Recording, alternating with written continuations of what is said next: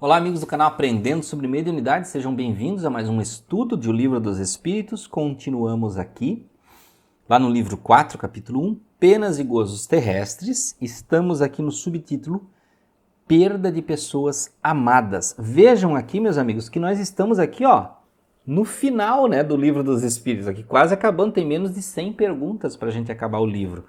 E vamos aqui continuar, esse é o nosso vídeo de número 175, se você quer começar o estudo desde o princípio, é só voltar na playlist no vídeo 1, tá? Mas você pode assistir esse de qualquer jeito, não vai interferir em nada. Perda de pessoas amadas, isso é um tema que todo mundo gosta de saber, né? Questão 934.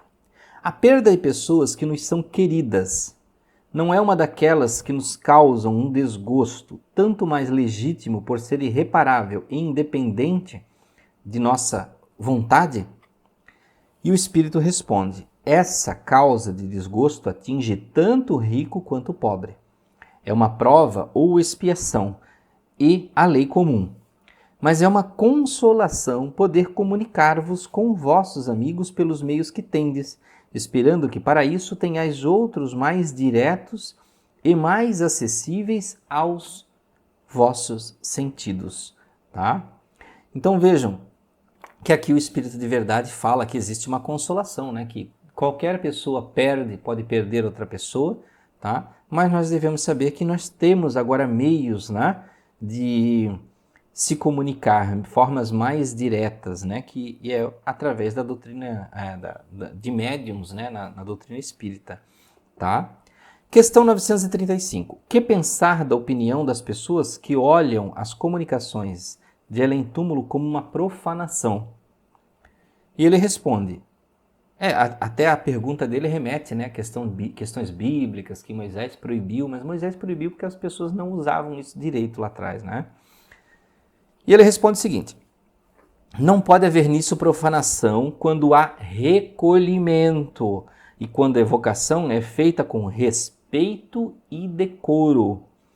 O que o prova é que os espíritos que vos afeiçoam vêm com prazer e são felizes por vossa lembrança e por conversarem conosco. Haveria profanação em fazê-lo com leviandade. Ou seja, nós não devemos buscar espíritos com ideias levianas, para saber, por exemplo, se eu devo me casar ou me separar, se eu devo me divorciar, se eu devo ir para um emprego ou para outro emprego, o que eu devo fazer na vida. Os espíritos não têm que cuidar da nossa vida, como lá no tempo de Moisés, se a cabra fugiu, se eu devo atacar os inimigos na lua cheia ou na lua minguante, esse tipo de situação. Aí tem uma consideração de Kardec.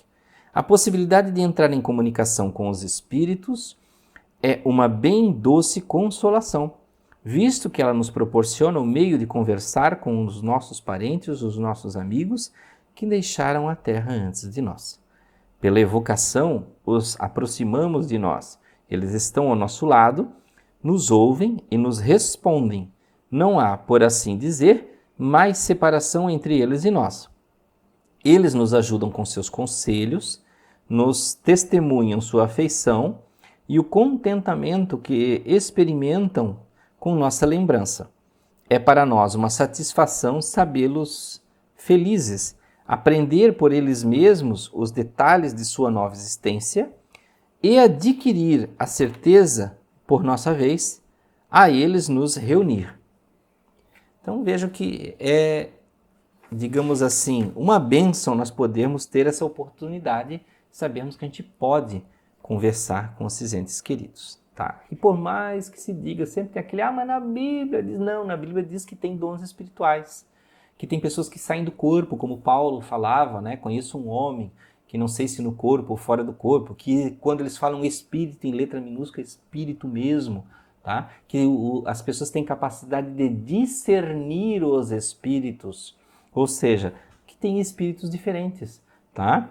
Então está muito bem desenhado lá, Só não entende quem não quer. Questão 936. Como a dores inesgotáveis dos sobreviventes afetam, como as dores inesgotáveis dos sobreviventes afetam os espíritos que se dirigem? Aqui faltou um S aqui no livro. Ele diz aqui: o espírito é sensível à lembrança e aos lamentos daquele que amou, mas uma dor incessante, irracional o afeta penosamente, porque ele vê nessa dor excessiva uma falta de fé no futuro e de confiança em Deus, e por conseguinte um obstáculo ao progresso e talvez ao reencontro. Então vejam, muitas pessoas falam, Anderson, quando uma pessoa morre, uma pessoa desencarna, é verdade que não pode chorar? Os espíritas dizem que você não pode chorar? Não, você pode chorar. Né? O choro de amor, o choro de despedida, tudo isso pode. O problema, como ele diz aqui, incessante e irracional, aquilo não acaba, fica contínuo. Então aquela pessoa ela acaba atrapalhando aquele que está desencarnado, porque ela fica chamando por ele o tempo todo. A pessoa que desencarnou ela precisa de um tempo, você não pode chamar por ela, deixa ela lá. Né? Ela precisa se recuperar do outro lado, ficar bem, e aí um dia ela vai visitar você em sonho, né? Vai aparecer, vai conversar com você. Tá? Então a gente tem que dar esse tempo, certo? Mas não é ruim chorar, não, você pode sim, né, se emocionar e deixar essa emoção sair, e é importante isso, tá? E aqui tem uma consideração de Kardec. O espírito estando mais feliz sobre a terra, lamentar-lhe a vida é lamentar-lhe que ele seja feliz. Dois amigos são prisioneiros e encerrados no mesmo cárcere. Ambos devem ter um dia sua liberdade, mas um deles a obtém antes do outro.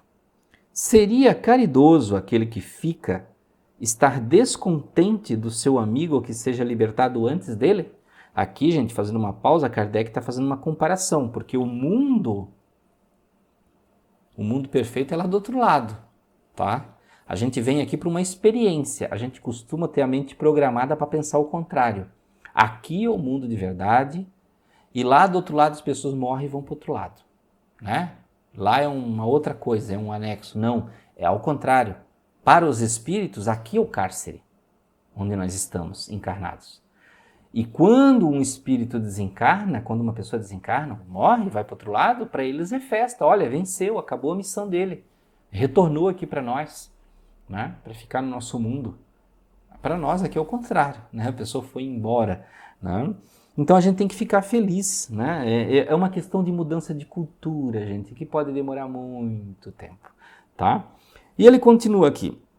Não haveria mais egoísmo que afeição de sua parte em querer que partilhasse seu cativeiro e seus sofrimentos tanto tempo quanto ele?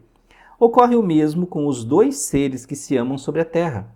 Aquele que parte primeiro está livre primeiro, e devemos felicitá-lo por isso, esperando com paciência o momento em que estaremos por nossa vez. Faremos sobre esse assunto outra comparação. Tendes um amigo que perto de vós está numa situação muito penosa. Sua saúde ou seu interesse exige que ele vá para um outro país, onde estará melhor sobre todos os aspectos. Ele não estará mais perto de vós, momentaneamente, mas estareis sempre em correspondência com ele. A separação não será senão material. Estaríeis descontentes com seu afastamento, visto que é para o seu bem? Então você veja, se você sabe que aquele amigo viajando, ele está com uma saúde ruim perto de você, mas ele descobriu que se ele for para outro país, que tem um clima diferente, ele vai viver melhor.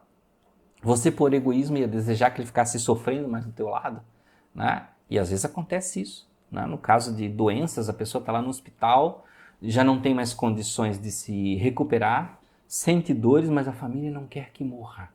Quer que ele fique lá, continue, para sentir que ele está ali vivo, né? Mas é mais para cumprir a necessidade do sentimento da família.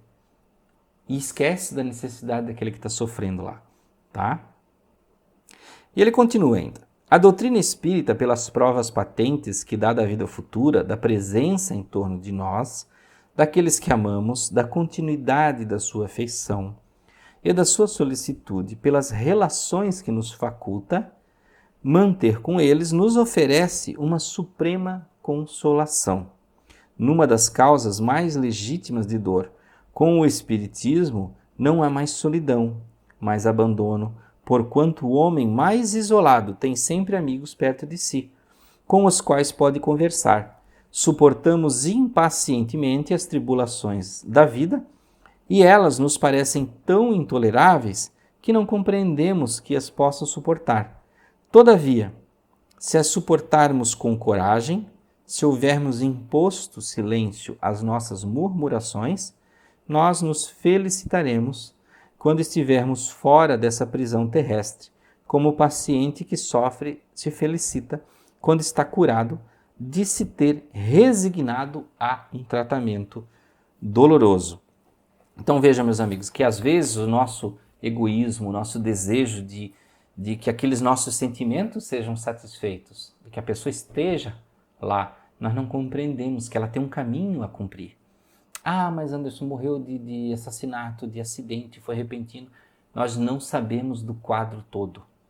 Nós não olhamos de cima para saber o que acontece nas vidas das pessoas que estão aqui.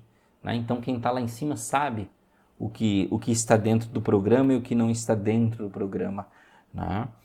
Então, meus amigos, vamos parar por aqui nesse estudo e continuamos no próximo, no subtítulo Decepção, Ingratidão e Afeições Destruídas, na questão 937. Então, um grande abraço. Até lá, no próximo estudo de O Livro dos Espíritos.